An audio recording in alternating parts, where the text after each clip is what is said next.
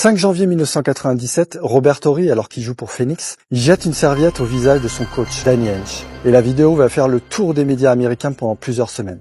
On Sunday night, he did this to his coach Danny Ainge. Tonight, Robert Horry has himself a new team.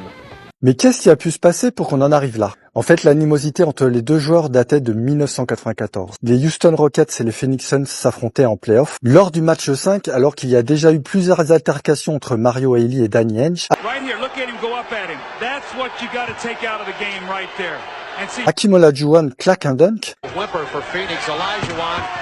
C'est à ce moment-là que Danny Ainge, qui fait la remise en jeu, vise délibérément Mario Elie en plein visage. Ainge just tried to rifle the ball in, and Ellie is mad. I wonder if he did Ainge do that on purpose? Now watch Ellie number 7, he's going to turn, and look at this.